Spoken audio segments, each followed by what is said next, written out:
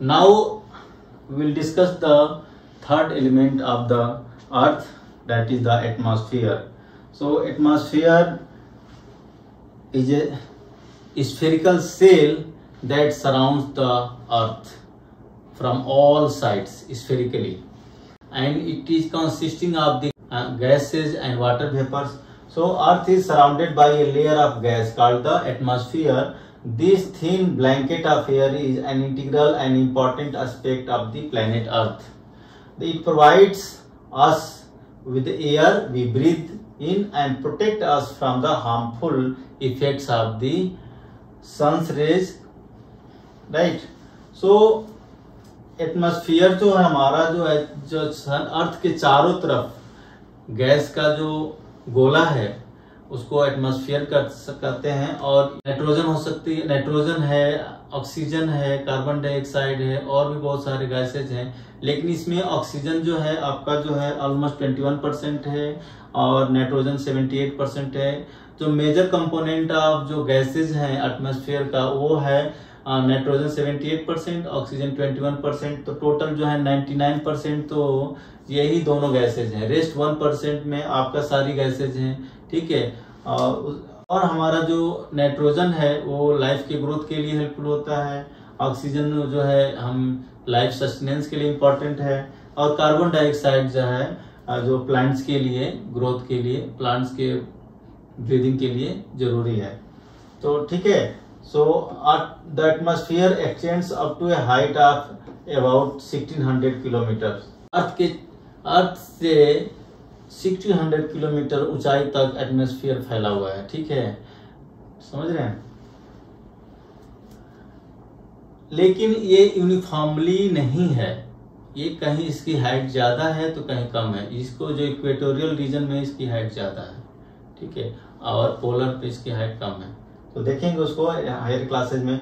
The atmosphere is divided into 5 layers based on the composition, temperature and other parameters. तो जो पूरा atmosphere है उसको थिन स्फेरिकल सेल में डिवाइड किया गया है। स्फेरिकल सेल क्यों कह रहा हूँ, क्योंकि अर्थ एक पूरा स्फेरिकल शेप में है और इसके चारों तरफ का जो स्फीयर है वही तो एटमॉस्फेयर है, और उस एटमॉस्फेयर को डिफरेंट लेयर में बांटेंगे तो स्फेरिकल सेल ही बनेगा। तो ये 5 डिफरेंट लेयर्स हो गया, स्फेरिकल सेल हो गया, और ये जो किस आधार पर बांटा गया है, टेम्परेचर, प्रेशर और अदर पैरामीटर्स के आधार पर बांटा गया है। तो ये कौन कौन से है, 5 लेयर्स, ट्रोपोस्फीयर है, स्ट्रेटोस्फीयर है, मेसोस्फीयर है, थर्मोस्फीयर है, एक्सोस्फीयर है। So as you move away from the earth surface, तो फर्स्ट जो लेयर है एटमॉस्फेयर का उसको बोलते हैं ट्रोपोस्फीयर, ठीक है। उसके बाद जो नेक्स्ट लेयर है उसको स्ट्रेटोस्फीयर बोलते हैं, उसके बाद मेसोस्फीयर है, थर्मोस्फीयर है, एक्सोस्फीयर। इनका जो अलग अलग लेयर्स हैं, इनका अलग अलग इंपॉर्टेंस है, उसको हम जो है नेक्स्ट क्लासेस में पढ़ेंगे।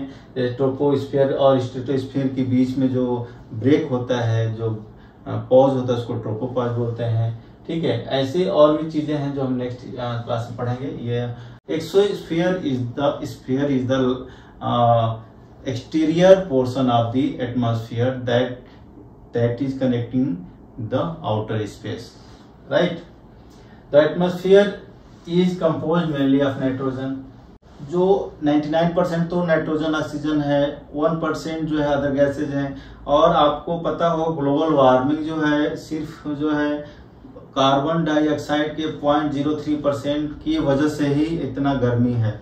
और कार्बन डाइऑक्साइड हमें जो है प्रोटेक्शन भी प्रोवाइड करती है, जैसे ये क्या करती है, ये हीट को ऑब्जॉर्ब करती है और इससे हमारे एनवायरनमेंट को वार्म रखती है। लेकिन यदि कार्बन डाइऑक्साइड की वैल्यू ज्यादा बढ़ जाए तो हमें ज्यादा ही हीट मिलने लगेगी, ज्यादा हमें गर्मी महसूस होगी। तो इसकी वजह से जो है एक अलग ही परेशानी की क्रिएट हो जाती है, जिसको हम ग्लोबल वार्मिंग कहते हैं, ठीक है। The density of the atmosphere varies with height. It is maximum at the sea level and decreases rapidly as you go up. तो यहाँ पर जो एटमॉस्फेयर का अलग अलग लेयर्स, हमने थिन लेयर्स जो डिवाइड किया है, इनका डेंसिटी जो है अर्थ के नियरेस्ट सरफेस पे बहुत ज्यादा है। लेकिन जैसे जैसे हम अर्थ से दूर जाते हैं इनकी डेंसिटी क्या होती है, रेयरिफाई हो जाती है, रेयर डेंसिटी हो जाती है, हल्की होने लगती है गैसें, तो इनका डेंसिटी कम होने लगता है। इसकी वजह से आपको ये देखे होंगे कि जो माउंटेनियर्स हैं, जो माउंटेन पर जाते हैं, उनको जो है जब हाई एलिवेशन पर जाते हैं तो उनको जो है ऑक्सीजन की कमी महसूस होती है, ब्रीदिंग प्रॉब्लम क्रिएट होने लगती है। तो इसके लिए वो जो है अपने साथ जो है ऑक्सीजन का सिलेंडर ले जाते हैं। ठीक है, so climbers experience the problem in breathing due to this decrease in the density of air. They have to carry them the oxygen cylinders to be able to breathe at the high altitudes. The temperature also decreases as we go upwards.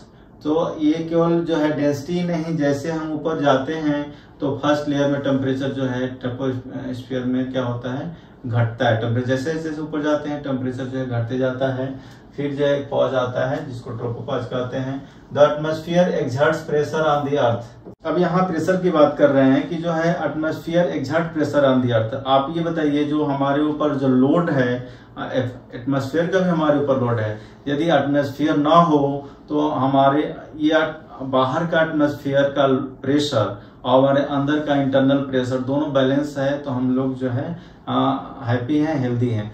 यदि यहाँ का outer sphere का जो है जिसको atmosphere कर रहे हैं, आउटर जो एयर है ये प्रेशर कम हो जाए तो हमें बहुत तकलीफ होगी, हमारा जो है जीना मुश्किल हो सकता है। इसका एक्सपीरियंस आप किए होंगे। जैसे आप एरोप्लेन की यात्रा करते हैं तो आप देखें कि एरोप्लेन जो है हाई एल्टीट्यूड में लेकर जाती है आपको, वहां आपके कानों में दर्द होने लगते हैं। ठीक है, क्यों? क्योंकि एज यू मूव अपवर्ड्स तो प्रेशर, एटमॉस्फेरिक प्रेशर डिक्रीज होता है। अब डिक्रीज तो वहां ऊपर जाकर के आपका हो गया, वहां पर प्रेशर कम है, लेकिन आपका इंटरनल बॉडी का जो प्रेशर है वो तो कम नहीं हुआ, वो तो एज इट इज है। तो आपका इंटरनल प्रेशर ज्यादा फील होगा आउटर प्रेशर के तुलना में। तो आपको जो है कानों में दर्द होने लगता है, आपको ज्यादा दिक्कत हो सकती है। तो आपके जो ब्लड वेजल्स है वो भी जो है बस्ट हो सकते हैं। ऐसी सिचुएशन कभी कभी हो सकती है ज्यादा एलिवेशन ऊपर जाने पर, क्योंकि इंटरनल प्रेशर ज्यादा रहेगा हमेशा, मतलब जितना है उतना ही बाहर का प्रेशर कम कर दिया जाए तो ये प्रॉब्लम क्रिएट हो जाती है। तो हम यहाँ पे ये डिस्कस कर रहे हैं कि जो है जैसे हम ऊपर जाते हैं एटमॉस्फेयर का प्रेशर कम होता जाता है। ठीक, movement of air from high pressure to low pressure is called the wind. Now the point comes here